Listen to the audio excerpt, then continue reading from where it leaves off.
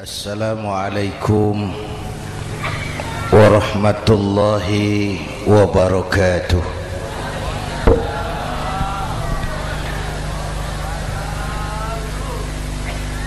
Alhamdulillahi wa kafa, wassalatu wassalamu ala sayyidina Muhammadin al-Mustafa wa ala alihi wa ashabihi ahli sidqi wal wafa, amma ba'd. Para ulama, para habaib, para masyayikh yang saya muliakan, yang terhormat Bapak Kapolres dan Bapak Dandim, Sahibul Bait, segenap keluarga besar Pondok Pesantren Raudhatul Muta'allimin Al-Aziziyah, bapak-bapak, ibu-ibu, hadirin hadirat ma'asyiral muslimin yang saya cintai. Saya bersyukur dapat menghadiri haflah Maulidin Nabiil Karim, dan saya bangga dan terharu dengan keberadaan Pondok Pesantren Raudhatul Muta'allimin Al-Aziziyah ini. Sekarang ini banyak orang bisa memberi contoh, tapi sedikit orang bisa menjadi contoh. Memberi contoh itu mudah, tapi menjadi contoh itu yang sulit. Oleh karena itu, pada kesempatan ini kita ingin mengambil contoh bagaimana Rasul melaksanakan perjuangan. Apa modal utamanya? Saya sampaikan 3 sajalah, mudah-mudahan selesai 10 menit. Yang pertama, modal utama perjuangan baginda Rasul adalah akhlakul karimah. Memperbaiki akhlak dengan akhlak. Oleh karena itu, Suramadu sudah selesai. Dari dan ke Madura jadi lebih mudah. Bahkan Madura akan jadi daerah industri. Tetapi yang kita ingin, Madura tetaplah Madura. Akhlak tidak boleh berubah. Zaman boleh berubah, akhlak tidak. Masa boleh berganti, tapi keyakinan tidak boleh mati. Nah, soalnya adalah kepada siapa kita harus berakhlak. Kita itu kan harus berakhlak kepada 2. Kita harus berakhlak pertama kepada Allah. Ini yang terpenting. 13 tahun Rasul berjuang di Mekah hanya memperbaiki akhlak kepada Allah, menanamkan tauhid, meluruskan akidah, membangun keyakinan. 13 tahun di Mekah itu, dengan perhitungan kalau fondasi kuat, bangunan aman. Kalau fondasi melenceng, bangunan bengkok. Kalau fondasi rapuh, bangunan runtuh. Bangunan bagaimana fondasinya? Orang hidup bagaimana imannya? Kekuasaan dan jabatan baru ada manfaatnya kalau dipegang tangan orang beriman. Kalau tidak, yang muncul Fir'aun. Harta baru terasa manfaatnya kalau dipegang tangan orang beriman. Itulah sebabnya bangsa kita ini bukan cuma perlu orang pintar, kita perlu orang benar. Bahkan di masyarakat lebih baik benar tidak terlalu pintar ketimbang pintar tapi tidak benar.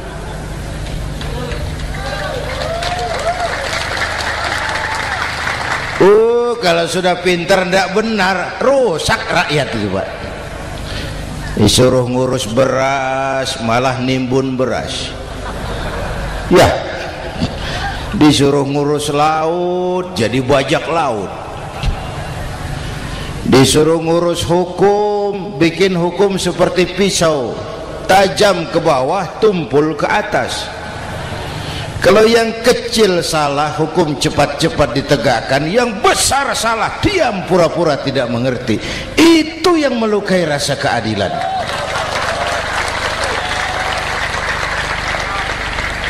Mulai dari akhlak kepada Allah. Bagaimana cara berakhlak kepada Allah? Caranya dua. Pertama, jangan menyekutukannya dengan sesuatu pun. Yang kedua, jangan menyembah kecuali hanya kepadanya. Itu akhlak kepada Allah. Konsisten, disiplin. Saya bersaksi tiada Tuhan selain Allah, maka saya tidak akan menyembah kecuali hanya kepada Allah. Saya tidak akan takut kecuali hanya kepada Allah. Saya tidak akan minta tolong kecuali hanya kepada Allah. Saya tidak akan melarikan persoalan kecuali hanya kepada Allah. Saya bersaksi Nabi Muhammad utusan Allah, Nabi terakhir. Tidak ada Nabi sesudah Nabi Muhammad. Harga mati, titik. Disiplin. Ada yang mengaku jadi Nabi, wajib tidak percaya. Disiplin. Sekarang ini kan bangsa kita disiplinnya lemah. Korupsi agak sulit diberantas karena pejabat kita takut atasan tapi nggak takut Tuhan.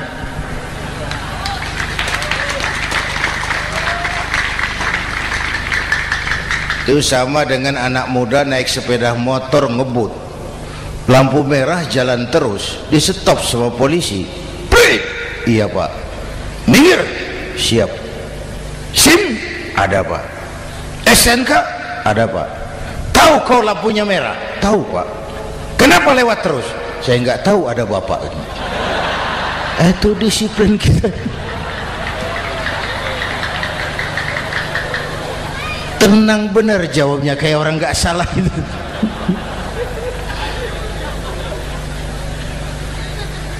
Iman.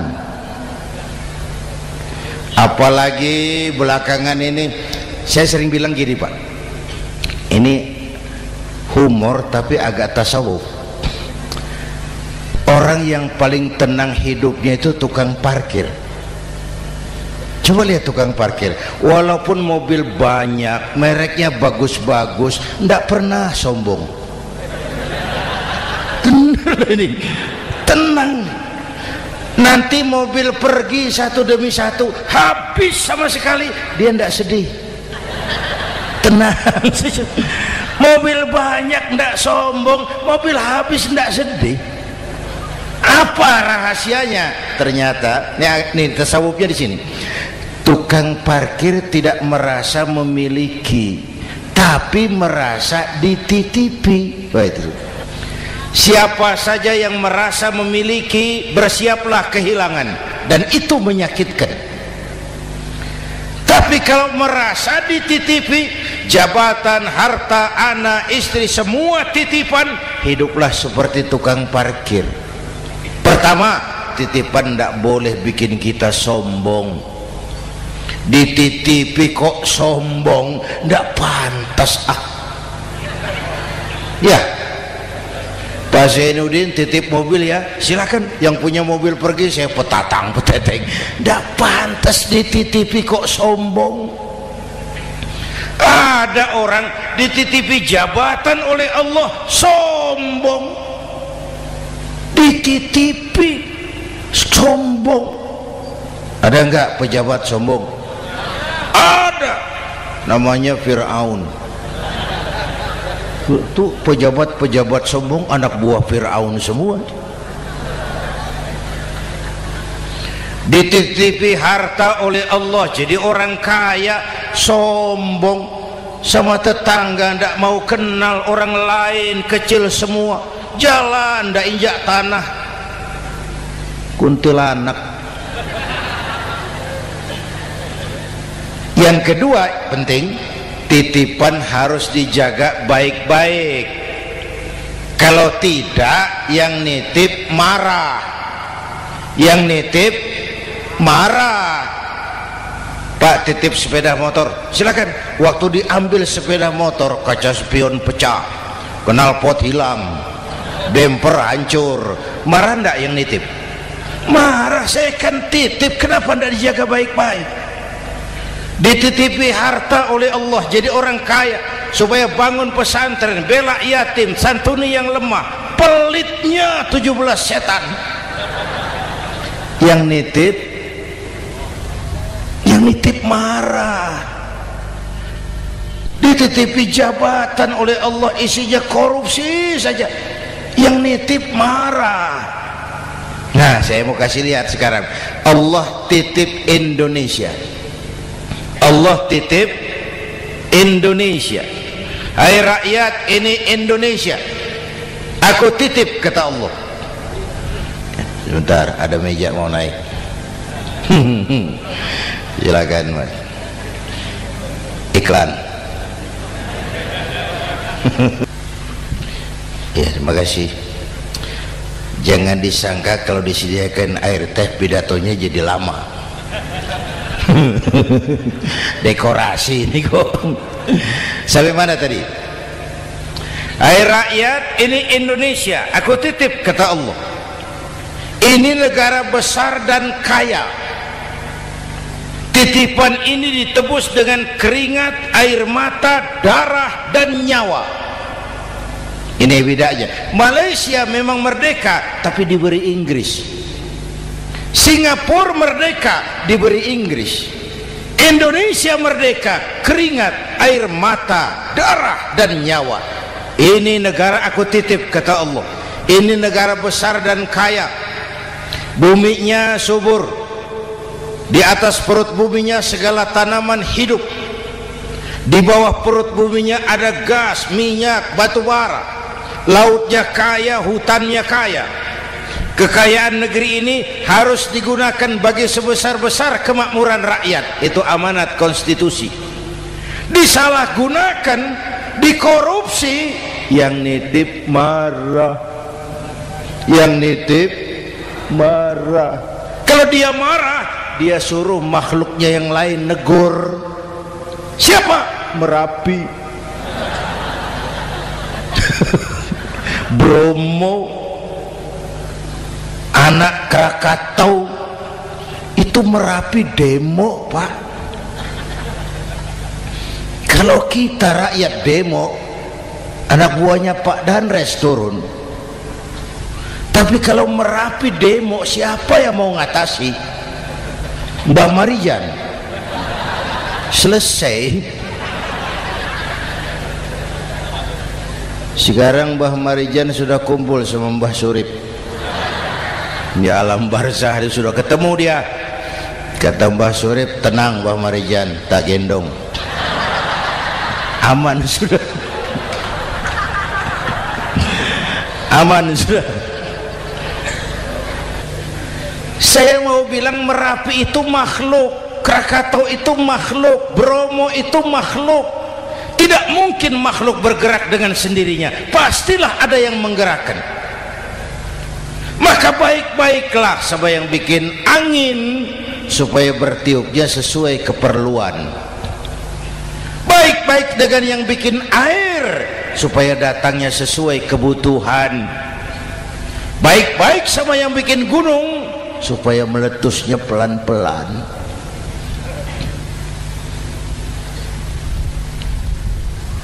Bapak Ibu hadirin yang saya hormati, menjaga titipan. Jangan menyembah kecuali hanya kepadanya. Jangan menyekutukannya dengan sesuatu pun. Ayo, saya ngobrol kita. Bapak Ibu hadirin yang hadir di sini ini, kita ini semua hamba Allah apa bukan? Hamba Allah. Kata siapa? Kata kita. Kalau kata kita namanya ngaku. Ngaku itu boleh dan murah. Apa diakui? Kita belum tahu. Ya, kan baru kata kita itu. Dan tidak otomatis kalau kita bilang saya ini hambamu ya Allah, lalu Allah jawab iya ya. Tidak, wong itu kan kata kita. Saya hamba Allah kata saya. Berapa banyak orang perbuatannya, ucapannya berkata saya hamba Allah, perbuatannya menyatakan dia hamba setan, hamba nafsu, hamba dunia, budak jabatan. Tidak sesuai ucapan dengan perbuatan. Jadi hamba Allah tuh nggak mudah, digojlok, diuji. Coba lihat, yang jelas diakui sebagai hamba itu baru satu yang kita peringati ini, baginda Nabi. Allah mengakui kapan? Waktu menceritakan Isra dan Mi'raj. Apa yang dipakai kalimat? Subhanallazi asra bi'abdih. Maha suci Allah yang telah menjalankan hambanya. Hambanya Muhammad itu hambaku, aku jalankan dia. Allah mengakui. Kapan kalimat ini turun? Setelah Nabi digojlok, ditempa, digembleng, diuji, difitnah, dicaci maki, dilontari kotoran unta, sahabat-sahabatnya dibantai. Lolos, Muhammad betul-betul hambaku. Ayo Isra Muhammad. Subhanallazi asra bi'abdi, hambaku. Jadi kalau mau jadi hamba Allah ya diuji, digojlok, digembleng. Nah, mari kita lihat kehambaan baginda Nabi. Orang yang paling bersih hatinya Rasulullah. Orang yang paling baik akhlaknya Rasulullah. Orang yang dosanya sudah mendapat jaminan ampun Rasulullah. Tapi Rasulullah kalau sholat malam bengkak kakinya karena rajin sujud. Hati bersih, akhlak terbaik, dosa sudah diampuni. Tapi kalau sholat malam kakinya bengkak karena rajin sujud. Saya tahu di sini juga banyak yang kakinya bengkak. Cuma urusannya apa? Itu urusan masing-masing. Pada tingkat seperti itu Rasulullah, saya perlu Allah, saya perlu Allah, saya perlu Allah. Yang 100 tahun kita bangun selesai oleh gempa 3 menit. Ya. Yang 100 tahun kita bangun ternyata selesai oleh gempa 3 menit. Kita perlu Allah. Kita perlu Allah. Makanya musibah itu kan kalau menimpa orang baik-baik namanya ujian. Kalau menimpa orang setengah baik itu paru-paru yang bikin malaikat bingung. Sholat rajin, maksiat tekun, baca Quran mau, fitnah orang hobi, ngaji nyolong jalan terus. Untung di sini nggak ada yang begitu. Di Jakarta banyak. Di sini insya Allah sama. Jakarta. Orang separuh-separuh seperti itu kalau dapat musibah itu namanya teguran, bukan ujian. Kenapa ditegur? Lalai.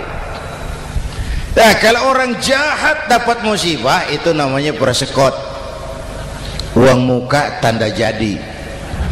Kontannya nanti di akhirat.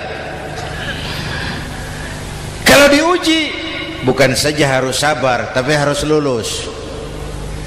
Kalau ditegur, introspeksi, perbaiki yang kurang, kurangi yang memang berlebihan.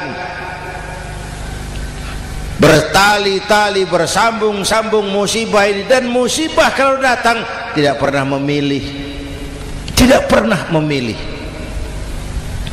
Bapak Ibu hadirin yang saya muliakan, jadi mari yang pertama jaga akhlak kita kepada Allah. Jangan menyekutukannya dengan sesuatu pun, jangan menyembah kecuali hanya kepadanya. Sekarang kan musim entertain, orang pandai membangun pencitraan, orang pinter bikin bungkusan. Sekarang ini kiai sama dukun tipis bedanya. Bener Pak, pemburu hantu pakai sorban, pakai gamis, nanti kiai pakai helm. Atribut sudah kacau sekarang ini, siapa pakai apa, siapa mau jadi apa, ndak jelas. Sementara masyarakat kita memang agak kutil, kurang teliti, cepat heran, gampang kagum. Pernah terjadi suatu saat tabrakan di jalan, keras sekali, korban jatuh berlumur darah, dikerubungi orang banyak. Datang wartawan mau ambil gambar dari dekat, sulit, banyak sekali orang ngerubung. Dia cari akal, tolong saya dikasih jalan ke dekat korban. Orang menoleh semua. Saudara siapa? Saya bapaknya korban, katanya. Dia mengaku bapaknya korban. Ya orang minggir semua, minggir, ada bapaknya korban. Orang minggir semua, dia maju ke depan korban. Sampai di depan korban pucat mukanya itu wartawan. Kenapa? Yang ketabrak anak monyet, Pak. Dia sudah ngaku bapaknya korban.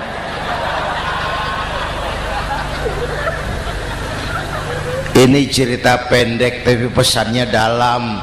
Kalau belum kenal benar jangan cepat-cepat ngakui. Ya, rakyat harus cerdas sekarang ini. Emas pasti kuning, benar itu?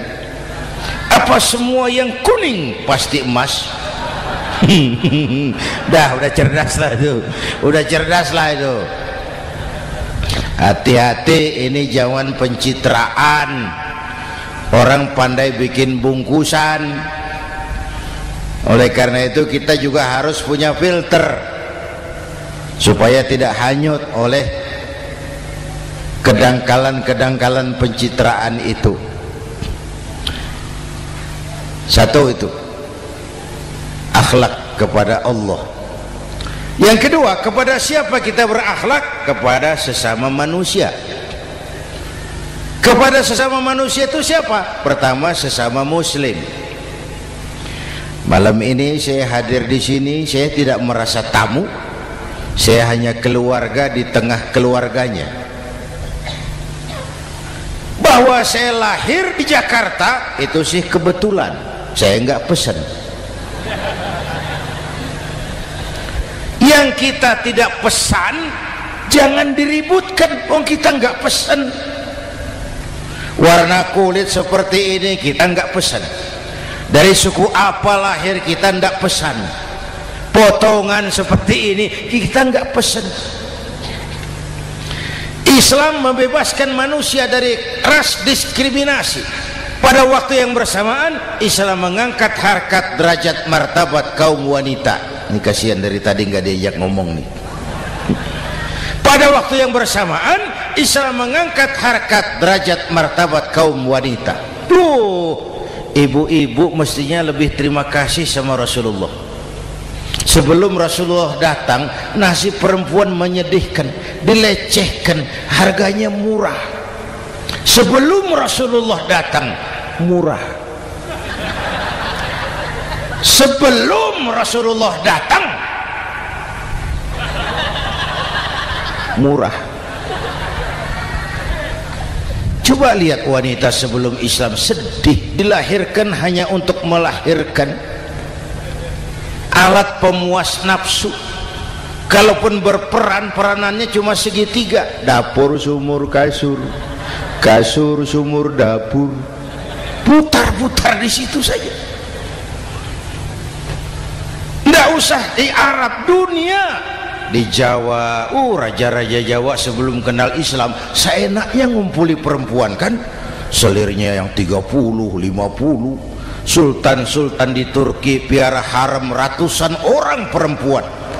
Kaisar terakhir dinasti Ming Cina bangun istana 1000 kamar, istrinya 1000. Innalillahi wa inna. Itu saya coba pikir, raja kalau istrinya 1000, kapan pakai kolor itu raja?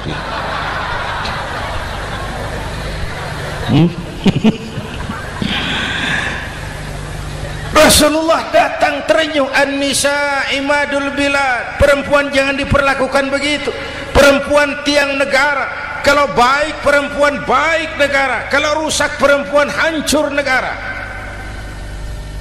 Waktu ditanya, ya Rasul, siapa yang paling harus saya taati di dunia? Ibumu. Setelah itu siapa lagi? Ibumu. Setelah itu siapa lagi? Ibumu. Setelah itu siapa lagi? Bapakmu. Menghargai perempuan, ibumu, ibumu, ibumu, bapakmu. Ibu 3 kali disebut, bapak 1 kali, ibu 3 kali, bapak 1 kali, ibu 3, bapak 1, 1 bapak. Gimana sih ngitungnya jadi kerok begini? Salah ngitungnya, salah.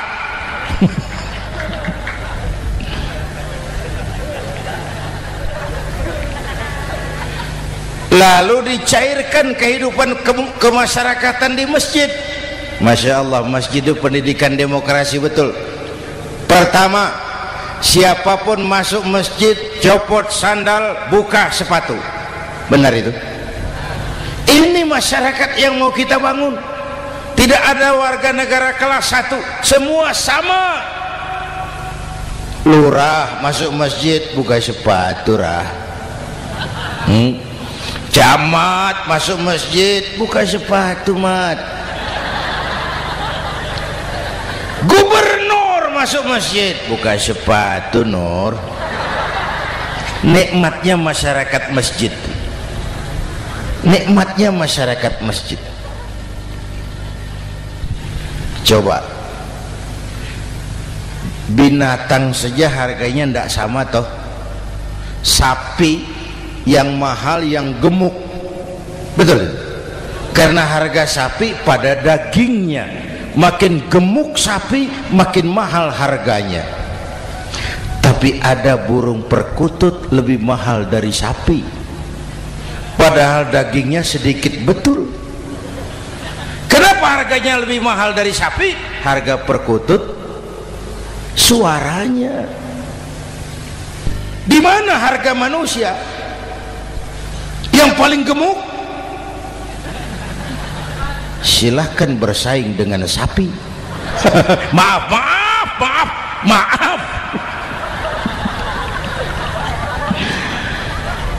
Inna akramakum indallah atqakum. Masyarakat masjid sudah copot sandal, buka sepatu, sudah masuk ke dalam sholat berjamaah. Kalau sudah ke dalam sholat berjamaah, tidak pernah kita usil dari mana orang datang, yang penting kemana dia menghadap. Itu masyarakat masjid. Dari mana kamu? Dari kidul, Pak, madhab ngulon. Kamu dari mana? Dari lor, Pak, madhab ngulon. Kamu dari mana? Dari kulon, madhab ngulon juga. Ini kan konsep bineka tunggal ika. Dari manapun orang datang, apapun warna kulitnya, dari suku apapun ia dilahirkan, kalau akidahnya sama, itu saudara kita. Lalu sholat berjamaah. Apa itu? Hidup bermasyarakat, berbangsa dan bernegara. Harus ada imam, harus ada makmum. Kenapa? Ini saya harus agak hati-hati ya, pakai sarung angin ini. Apa tadi ngomong apa saya? Sholat berjamaah, bermasyarakat, berbangsa dan bernegara. Ada imam, ada makmum. Siapa makmum? Kita ini rakyat. Siapa imam? Para pemimpin negara. Apa bedanya? Imam harus dipilih, makmum nggak usah. Coba baca kitab fikih yang setebal apapun, nggak ada bab pemilihan makmum. Nggak usah, makmum nggak usah dipilih. Orang buta boleh jadi makmum, orang bisu boleh jadi makmum, tukang mabuk boleh jadi makmum, tapi tidak tiap orang boleh jadi imam. Imam harus dipilih. Siapa yang jadi imam? Pertama, a'lamuhum, orang yang paling alim di kampungmu angkat jadi imam. Yang paling alim, bukan yang paling tua. Yang paling alim, tahu urusan, punya konsep, punya visi dan misi, mengerti negara ini mesti dibawa kemana, jalan keluarnya apa, angkat jadi imam. Pak, ada dua orang Pak, alimnya sama, yang mana yang dipilih? Kalau ada dua orang alimnya sama, kata Nabi, afsahuhum, yang lebih fasih lidahnya. Apa artinya fasih? Nyambung sama rakyat, tahu apa yang dimaui rakyat, nyambung. Tidak sah orang fasih bermakmum kepada imam cedal.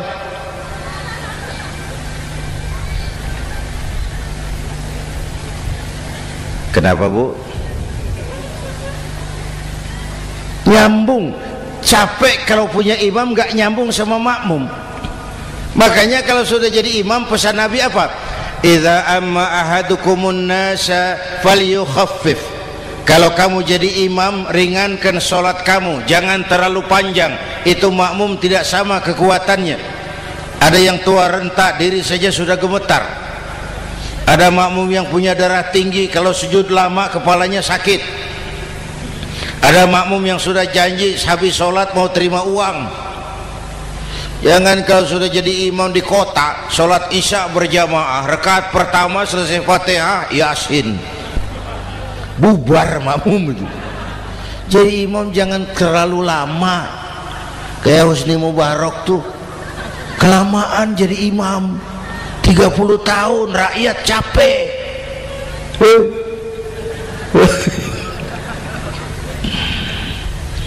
Bapak Ibu hadirin yang saya hormati, nah masyarakat Islam ini loyal, taat, setia. Kapan? Kalau imamnya benar. Imam takbir, makmum takbir, imam ruku', makmum ruku', imam i'tidal, makmum i'tidal, imam sujud, makmum sujud. Tapi masyarakat Islam tidak buta. Imam keliru, makmum wajib menegur. Ya, bagaimana negurnya? Mestinya ruku', imam sujud. Wah, keliru ini. Subhanallah, kan gitu. Itu aturan main. Tidak boleh imam keliru, makmum emosi, main pegang, mam, hoi salah, hoi, kacau sholat.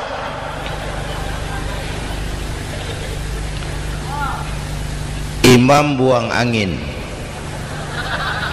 apa makmum lalu berkata, demi kesetiaan saya kepada imam, imam buang angin, saya lebih keras lagi. Goblok. Iyyaka na'budu wa iyyaka nasta'in.